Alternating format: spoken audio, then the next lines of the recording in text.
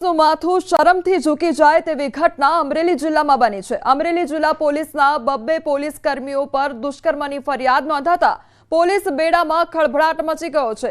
એક કિસ્સો બાબરા પોલીસ સ્ટેશનના એલઆરડી જવાન રવિરાજસિંહ ચૌહાણ જેમના પર આરોપ છે કે તેમણે 14 વર્ષની સગીરાનું અપહરણ કરી તેની સાથે બળજબરીપૂર્વક દુષ્કર્મ આચર્યું છે। જ્યારે બીજો ગુનો અમરેલી હેડક્વાર્ટરમાં ફરજ બજાવતા પોલીસ કોન્સ્ટેબલ મહેશ સોલંકી દ્વારા કરાયો છે। યુવતીને લગ્નની લાલચ આપી દુષ્કર્મ ગુજાર્યાની ગંભીર ફરિયાદ નોંધાઈ છે। ફરિયાદ નોંધાયા બાદ પોલીસ કર્મીઓને સસ્પેન્ડ કરી દેવામાં આવ્યા છે। બંને આરોપી હાલ ફરાર છે। મરજી વિરુદ્ધ એક વખત શરીર સંબંધ બાંધી બળાત્કારનો ગુનો કરેલો છે। એની સિવાય જે બીજો કેસ છે એનામાં અમરેલી સિટીમાં FIR નંબર 513/2025 જે BNS અંડર રજીસ્ટર કરવામાં આવેલી છે અને તેનામાં જે ગુનાની ટૂંક વિગત એવી રીતના છે કે જે ફરિયાદીના જણાવ્યા અનુસાર જે આરોપી છે એ પોલીસમાં હોય છે અને જે ફરિયાદી છે એની જોડે 1 વર્ષથી ઇન્સ્ટાગ્રામમાં વાતચીત કરતા હતા અને એને લગ્ન કરવાની પ્રોમિસ આપેલી હતી, પરંતુ એ લગ્ન કરવાની લાલચ આપી એની જોડે અવારનવાર શરીર સંબંધ બાંધેલું હતું અને એક વખત એને લાફો મારી અને જે ગુનો કર્યો છે એ ગુનો રજીસ્ટર કરવામાં આવેલું છે। હાલમાં આ જે બંને પોલીસ કર્મીઓ છે એમને સસ્પેન્ડ કરવામાં આવેલા છે। અમરેલી એસપી પર ભાજપ દ્વારા કરવામાં આવેલા આક્ષેપ બાદ કોંગ્રેસે પ્રતિક્રિયા આપી છે। શક્તિસિંહ ગોહિલે પ્રહાર કરતા કહ્યું કે ભાજપના આંતરિક જૂથવાદમાં જનતા પીસાઈ રહી છે।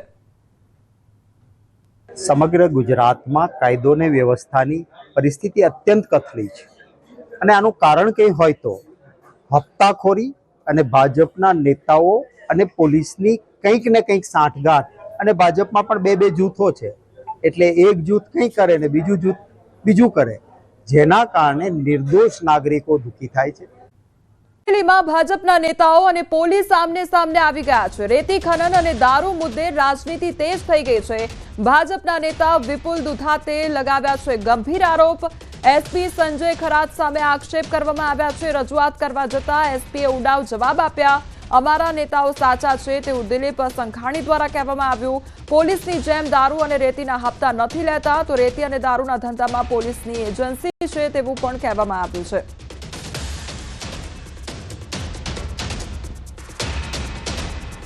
વિપુલભાઈ અને ભારતીય જનતા પાર્ટીના અન્ય કાર્યકર્તાઓ જ્યારે પહોંચ્યા ત્યારે એસપીએ આ ટીમને વિપુલભાઈ સહિત આવેલા કાર્યકર્તાઓને 2 ગંભીર બાબતો કરી વાત। એક વાત ચેમ્બરના પ્રમુખ સહિત બાકીના આગેવાનો ત્યારે કરી કે દારૂબંધી વાત કરવાના બદલે દારૂ વેચવાવાળાને બંધ કરવાના બદલે દારૂ પીવાવાળાને બંધ કરાવો ને, આ એસપીનો જવાબ લેશ માત્ર વ્યાજબી ન કહેવાય। કાયદાના રક્ષક કાયદાનું ભક્ષણ થાય, વેપાર બીજા કરે એની મલાઈ પોતાએ ખાય, એ પરિસ્થિતિમાં પોતાની મલાઈ જૂટવાતી હોય એટલે આવો જવાબ આપે એ પણ વ્યાજબી ન કહેવાય।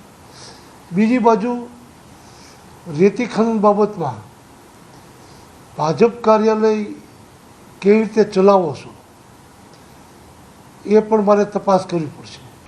હું ખુલ્લેઆમ એસપીને કહું છું કે પાર્ટી કાર્યાલય ભારતીય જનતા પાર્ટીનો કાર્યકર્તા પોતાની જાતે ચલાવે છે। બહુ થાય કદાચ તો બાર્ગેનિંગ કાર્યકર્તાની અંદર કરીને પણ ચલાવે છે, નહીં કે તમારી જેમ રેતીના કે દારૂના હપ્તા લઈ અને તમે જે એસો આરામ કરો છો એવું નથી। અને મારે ખુલ્લેઆમ કહેવું છે કે રેતી અને દારૂ એ કોઈ જો ધંધો કરતા હોય કે એના જે કોઈ પેલું આખો એજન્સી હોય તો એ પોલીસની છે, એમાં જરા પણ એથી શોખતી નથી। કારણ અને એસપી એવું કીધું કે દારૂ પીવાવાળાને વિપુલભાઈને એવું કીધું કે દારૂ પીવાવાળાને તમે કહો એ બંધ થઈ જાય, એ જવાબદારી વિપુલભાઈ દુધાતની છે કે પોલીસની છે? પહેલાં તો પોલીસને દારૂ જે વેચે છે ને એને બંધ કરાવો એટલે ઓટોમેટિક પીવાવાળા બંધ થઈ જાય। તમે દારૂના બુટલેગર પાસેથી હપ્તા લ્યો છો અને દારૂ પીવે એને પકડીને એની પાસેથી પણ પૈસા લ્યો છો, એટલે તમે તો એટલે કરવતની ધારની જેમ બંને બાજુથી પૈસા પડાવો છો। રેતીના ડમ્પર પોલીસના ચાલે છે, એમાં જરા પણ કહેવામાં મને બોલવું નથી, કારણ કે આ તો લોકભાગીદારીથી પોલીસ બધું કરે છે કે એના જ એજન્ટો નિમેલા છે।